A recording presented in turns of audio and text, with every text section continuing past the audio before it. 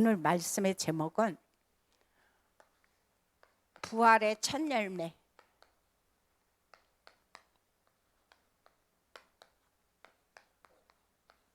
예수 그리스도입니다. 부활의 첫 열매 되신 예수 그리스도.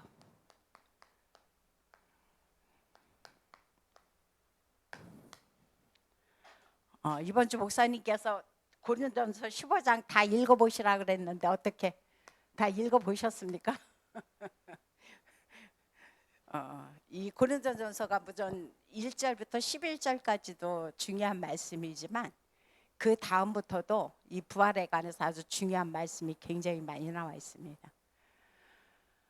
이번 주일날 제가 이제 어떤 성도님한테 주일날 나오지를 못하셔서 전화를 드렸어요. 어떻게 집에서 말씀을 들으셨냐고. 그랬더니 그 성도님께서 하시는 말씀을 집에서 온라인으로 들으셨는데 조금 의아하셨다는 거예요. 아니 부활주일도 아닌데 왜 부활절 말씀이 나올까? 조금 이상하셨다고 그 말씀을 하시더라고요. 저도 처음에 부활절에 대한 메시지시라 보통 다 이거 부활주일 때 하잖아요. 그래서 좀 이상하다. 왜 부활주일 말씀을 하셨을까? 라고 했는데 목사님께서 강단을 통해 말씀하시기를 이제 오늘부터 시작해서 부활주일 때까지 우리가 하나님의 그 부활의 승리의 축복을 누리라. 그런 의미에서 우리에게 매일 크리스마스인 것처럼 매일 부활주일의 축복을 누리라라고 해서 이 말씀을 하셨다고 하셨어요. 그래서 이 말씀을 이렇게 잘 묵상을 하면서 기독교의 꽃이 우리 성도님들께서는 뭐라고 생각을 하십니까? 기독교의 가장 꽃 하면은 부활입니다. 물론 그리스도께서 십자가에 돌아가신 것도 중요하지만 만약에 부활이 없었다면 그것은 하나의 아무것도 소용이 없는 겁니다. 오늘도 말씀하시기를 본문에서 다 헛것이라는 말씀을 하셨어요. 그래서 기독교의 꽃 중에 꽃은 뭐다? 부활이다라고 보통 사람들이 그렇게 많이 얘기를 합니다. 그래서 이 말씀을 생각을 하시면서 오늘 그 고린도전서 15장 3절서부터 4절에 보면 무슨 말씀이 나오냐면은 그런 말씀을 하셨어요. 성경대로 그리스도께서 우리 죄를 위하여 죽으시고 장사 지낸 바 되셨다가 성경대로 사흘 만에 다시 살아나셔. 그런 말씀을 하셨어요. 예수 그리스도의 부활은 어떻게 됐냐? 성경대로 됐다는 거예요. 성경대로.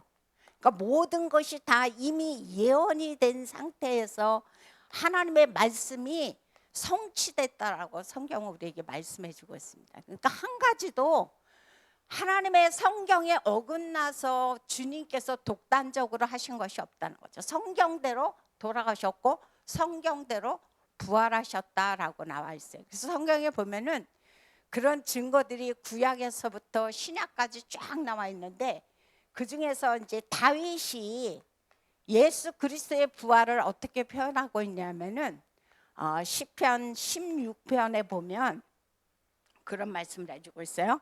9절서부터 4절까지 3절부터 4절까지 그런 말씀을 해주고 있어요. 뭐라고 말씀하셨냐면 그리스도께서 우리가 육체도 완전히 살리니 영혼도 수월에 버리지 아니하시리라 라고 말씀해 주고 있어요. 우리의 육체는 완전히 살아날 것이다. 그리고 영혼도 수월에 버리지 아니할 것이라. 사실 다윗 시대 때는 예수님이 이 땅에 오시지도 않으셨을 때요. 그런데 하나님께서 다윗에게 은혜를 주셔서 그리스도의 부활까지도 벌써 내다보는 그런 은혜가 있었습니다. 그다음 두 번째 보면 욥이 나와 있습니다. 욥은 그리스도의 부활을 어떻게 예언했냐 하면은 욥기서 19장 25절서부터 26절에서 그런 말씀을 해주고 있습니다. 내가 육체 밖에서 하나님을 보리라. 아멘. 얼마나 감사합니까? 아니 욥의 시대 때 어떻게 벌써 그리스도의 부활과 우리 하나님의 자녀가 부활할 것을 욥이 믿을 수 있었을까? 참 감사하죠. 그러나 하나님의 은혜가 아니었으면 불가능했을 것입니다. 그래서 이 욥이 이 그리스도 밖에서 우리가 하나님을 보리라라는 고백을 하고 있습니다. 또 여기서 보면은 이건 한번 우리가 찾아보겠습니다. 바울이 히브리서 11장을 한번 찾아보겠습니다. 히브리서 11장 17절서부터 19절. 아브라함이 어떻게 그리스도의 부활을 받는지. 히브리서 11장 17절서부터 19절까지 한번 찾아보겠습니다.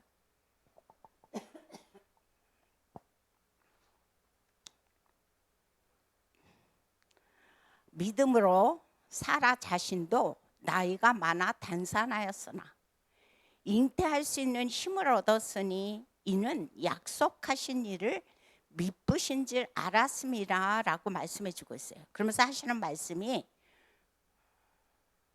거기 아니네요. 죄송해요. 17절부터 아브라함은 시험을 받을 때에 믿음으로 이삭을 드렸으니 그는 약속들을 받은 자로 돼 그 외아들을 드렸느니라. 그에게 이미 말씀하시기를 내 자손이라 칭할 자는 이삭으로 말미암음이라 하셨으니 19절 그가 하나님이 능히 이삭을 죽은 자 가운데서 다시 살리실 줄로 생각하신지라. 비유컨대 그를 죽은 자 가운데서 도로 받은 것이니라 그랬어요. 아브라함이 이삭을 모리아산에 가서 제물로 드릴 때에 어떤 마음으로 드렸느냐. 여기서 보니까 죽은 자 가운데서 하나님이 능히 다시 살리실 줄로 생각한 마음을 가지고 이삭을 제물로 드릴 수 있는 그 마음을 가졌다는 거죠. 그래서 벌써 아브라함이 이 시대에 우리의 부활과 그리스도의 부활을 벌써 생각한 사람입니다. 그다음 네 번째 보면은 사복음서에도 그리스도께서 부활한 거에 대해서 앞으로 어떻게 내가 부활할 것이다 라는 말씀이 굉장히 많이 나와 있어요. 그런데 그 중에서 가장 첫 번째 마태복음 19장 21절에 보면 우리 한번 찾아보겠습니다. 마태복음 19장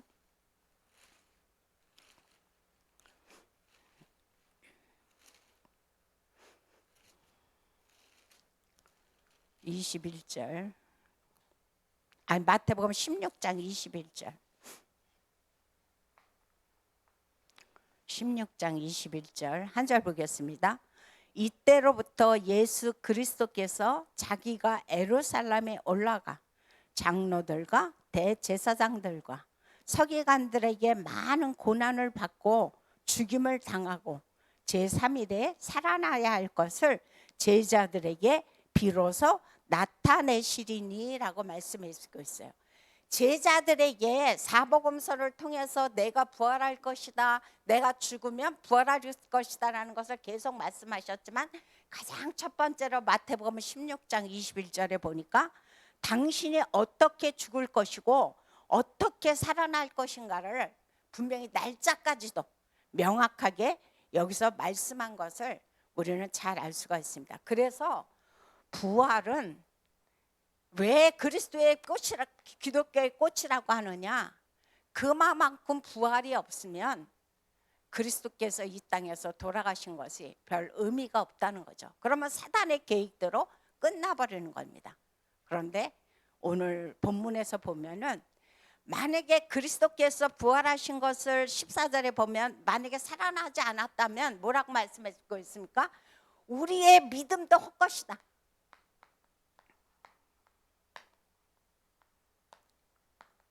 오늘 고린도전서 15장 14절에 보면 그런 말씀해 주고 있죠. 우리의 믿음도 헛것이요. 그다음 뭐예요? 우리의 전파하는 것도 헛것이요. 하시는 말씀이 우리가 정말 그리스도 안에서 그리스도가 하신 모든 일 우리가 결국은 부인하는 것이다라고 성경은 우리에게 말씀해 주고 있습니다. 그래서 만약에 부활이 없다면 그것은 하나의 19절에서 그런 말씀을 해주고 있어요. 만약에 우리가 부활을 믿지 않고 이 땅에 우리가 사는 것뿐이라면 이 땅에서 어떤 자다? 가장 불쌍한 자라고 그랬어요. 그리스도의 부활을 믿지 않고 우리가 살아간다면 그것처럼 불쌍한 사람이 없다는 것을 성경은 우리에게 명확히 말씀해 주고 있습니다. 근데 오늘 이번 주 강단에서도 말씀하셨지만 성경에서 말씀하시기를 사두개인과 영지주의도 그때 당시에 그리스도의 부활을 믿지 않았지만 지금도 많은 사람들이 그리스도의 부활을 믿지 않고 있는 그런 것들이 굉장히 많이 있습니다. 그래서 이 성경 안에 많은 기적과 이사들이 나타나지만 그거는 다 하나의 픽션이다라고 얘기합니다. 그럼 어떻게 사람이 죽었다 살아나느냐? 그것도 픽션이라는 거죠. 그래서 많은 사람들이 그리스도의 부활을 전혀 믿지 않고 있어요. 지금도 그렇게 하고 있고, 그러면서 우리가 그리스도의 부활을 믿는 것은, 그럼 우리가 보지도 않고 어떻게 믿느냐? 도마에게도 말씀하셨죠. 도마가 나는 보지 않고는 믿지 않겠다. 그랬더니 예수님께서 내 옆구리를 만져보라고 말씀하셨어요. 그때 이제 도마가 옆구리를 만져보고 비로소 창자국을 보고는 정말 부활하신 그리스도가 맞구나라고 시인을 하죠. 그때 예수님께서 하신 말씀이 뭡니까? 보지 않고 믿는 자가 복되도다라고 말씀을 해주고 있어요. 그래서 기독교의 가장 중요한 것은 부활이다. 그런데 예수 그리스도께서 부활하신 것은 성경대로 되어졌다는 거, 이미 성경의 예언대로 이것이 되어졌다는 것을 우리는 알 수가 있죠. 그래서 본론에 보면 그럼 왜 그리스도께서 다시 살아나셔서 이 땅에 와서 하신 일이 무엇이냐? 그분께서 성취하신 일이 무엇이냐 그거죠. 부활을 통해서 예수 그리스도께서 성취하신 일. 창세기 3장 15절에 보니까 그런 말씀을 해주고 있습니다. 창세기 1장 27절에 보면은 하나님께서 우리를 자기 형상대로 창조하셨죠. 그래서 하나님의 형상대로 창조하셔서 에덴 동산의 축복을 다 누리는데 에덴 동산에서 사단에게 속아서 하나님을 떠나는 그런 그런 죄를 범합니다. 그럴 때 하나님께서 약속을 주셨는데 뭐냐? 에덴 동산의 축복을 회복하도록 창세기 3장 15절이라는 언약의 복음을 주셨습니다. 바로 이것을 성취하기 위해서 예수가 그리스도로 오셨다 그랬습니다. 근데 바로 여기서 보면은 아주 우리가 중요한 말씀이 있습니다. 여자의 후손이 와서 뱀의 머리를 상하게 할 것이요 그랬어요. 상하게. 이 상하게 한다는 것이 영어 성경으로 보면 크러쉬라고 나와 있습니다. 크러쉬. 그래서 이 크러쉬라는 말씀은 이것은 갖다가 어떻게 우리가 영적으로 할 수 있냐면은 그리스도께서 부활하심으로 말미암아 사단의 권세를 완전히 부셔버렸다는 겁니다. 사단의 권세를 박살났다고 하는 게 맞겠죠. 사단은 그리스도의 그 발꿈치를 문다고 그랬죠. 그 발꿈치라는 것은 뭐냐면은 십자가에 이제 매단다는 거예요. 그걸로 끝날 줄 알았지만 예수 그리스도께서 부활하심으로 말미암아 사단의 그런 지옥의 권세, 사망의 권세를 완전히 박살내셨어요. 그래서 영어 성경에는 크러쉬라는 말씀이 나와 있습니다. 그래서 이것을 생각하고 그 다음에 두 번째로 그럼 그리스도께서 부활하셔서 성취하신 것이 무엇이냐? 이제 이스라엘 백성들이 또 복음을 다 놓쳤습니다. 그래갖고 이스라엘이 애굽의 노예가 되고 있었을 때 출애굽기 3장 18절에 보니까 무슨 말씀이 나오느냐? 피제사를 드려라. 다시 말해서 희생제사죠. 희생제사를 드리라는 복음을 다시 주십니다. 그래서 이때에 복음을 놓친 이스라엘 백성들에게 하나님께서 다시 한번 이 언약의 축복을 주셨죠. 그다음 세 번째로 보면은 이스라엘 백성들이 복음을 다 놓치고 있었을 때에 바벨론의 포로로 잡혀 있을 때 이사야서 7장 14절을 보니까 보라 처녀가 잉태하여 아들을 낳으리니 그 이름을 뭐하라? 임마누엘이라라고 성경 우리에게 말씀해 주고 있습니다. 그래서 이 임마누엘이라는 것은 뭐냐? 우리가 너무도 잘 아는 말씀이지만 성삼위 하나님께서 우리와 함께, 근데 그냥 함께가 아니라 어떻게 합니까? 영원히 너희와 함께 하면서 보좌의 축복으로 너에게 역사하시겠다라고 성경은 우리에게 말씀해 주고 있습니다. 또 이스라엘 백성들이 이제 애굽에서 해방되고 나니까 편안했어요. 그러니까 그때에 또 바벨론으로 포로로 갔다가 다시 돌아와서 또 그 사람들이 복음을 놓쳤을 때 주님께서 우리에게 복음을 주셨는데 그게 바로 뭡니까? 마태복음 16장 16절 말씀. 주님은 그리스도시요 살아계신 하나님의 아들이시라는 그런 또 복음의 말씀을 주신 것을 우리는 잘 알 수 있죠. 그래서 이런 말씀들은 다 뭐냐? 예수가 그리스도로 오셔서 당신이 다시 부활하셔서 이것을 성취한 것들의 대표적인 복음의 언약의 말씀이라는 것을 우리는 잘 기억할 수 있습니다. 그래서 마태복음 16장 16절에서 보니까 주님께서 이 복음을 고백한 베드로에게 하시는 말씀이 무슨 말씀을 해주고 있느냐 보면은 음부의 권세가 너를 이기지 못하리라. 자, 음부의 권세라는 것은 뭐냐? 아까 여기서도 나왔지만 사망의 권세죠. 그죠? 사망의 권세, 지옥의 권세가 너희를, 우리를 이기지 못하게 하겠다는 거예요. 어떻게? 그리스도께서 부활하신 그 축복을 우리에게 주심으로 말미암아. 그럼 사실 말씀이 또 뭐냐? 너희에게 열쇠를 주는데 어떤 열쇠를 주느냐? 천국 열쇠를 주리라 라고 말씀해 주고 있습니다. 이 천국 열쇠는 뭐냐? 바로 보좌의 축복이죠. 보좌의 축복. 보좌의 축복을 주심으로 말미암아 이 보좌를 열고 닫는 은혜를 누구에게 주시느냐?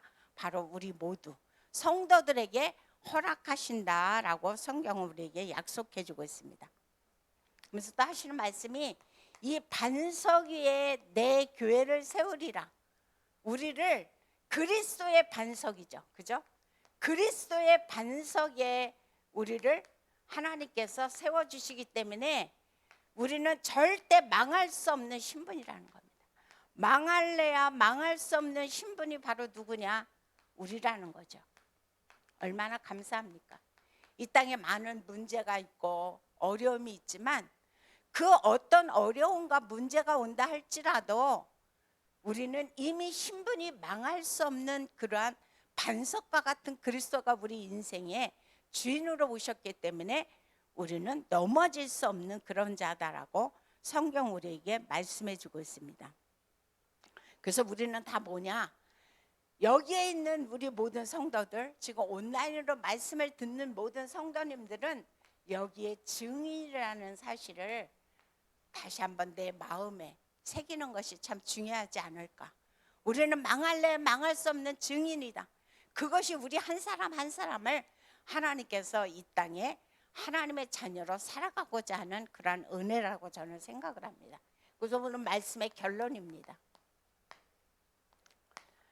하나님께서 이렇게 부활의 축복으로 이 땅에 첫 열매로 이 땅에 오셨는데 그러면 과연 부활하신 그리스도가 내 인생에 지금 한번 주인으로 있는가 아니면 손님으로 있는가 한 번쯤 생각해 봐야 되지 않을까 저는 그런 생각을 합니다. 그래서 제 자신을 바라봤을 때 맨날 주님 주님이라는 표현을 써요. 그죠? 주인 주자죠.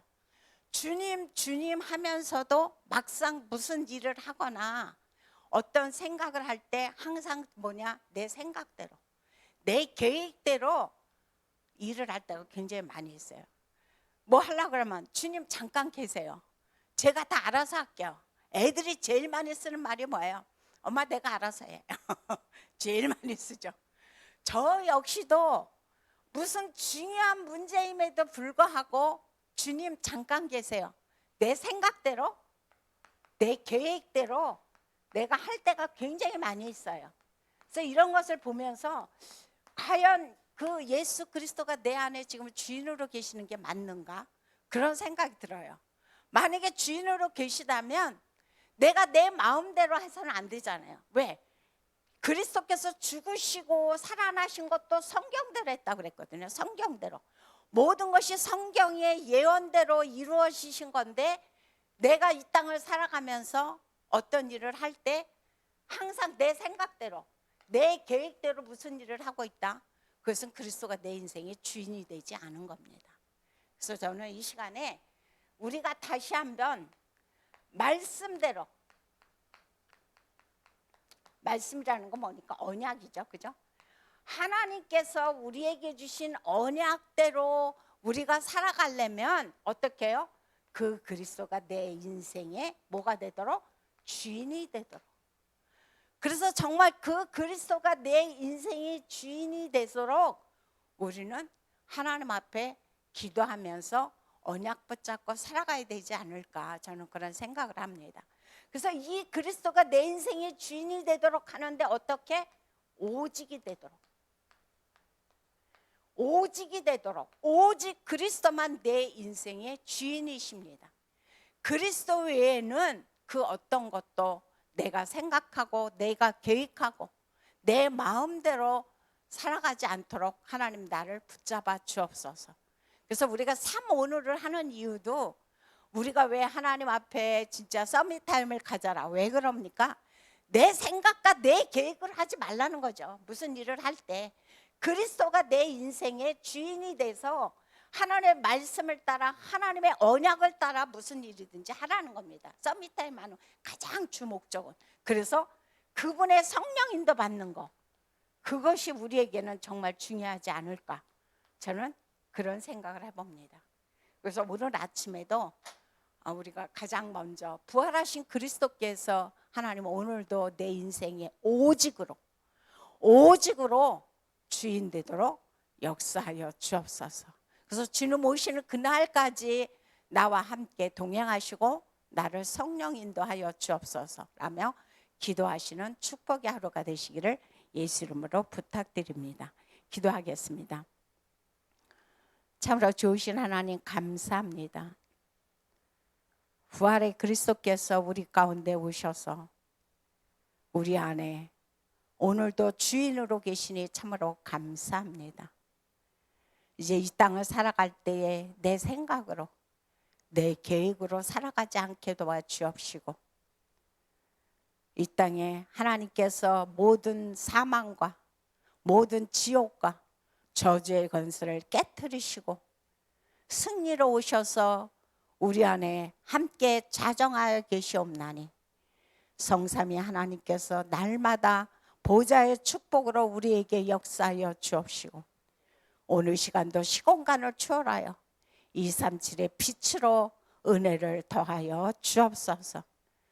이 땅의 모든 흑암이 무너지고 저주가 결박되어지며 하나님의 영광만이 나타나는 저희가 되어지도록 축복하여 주옵소서. 예수 그리스도의 이름으로 기도드렸습니다. 아멘.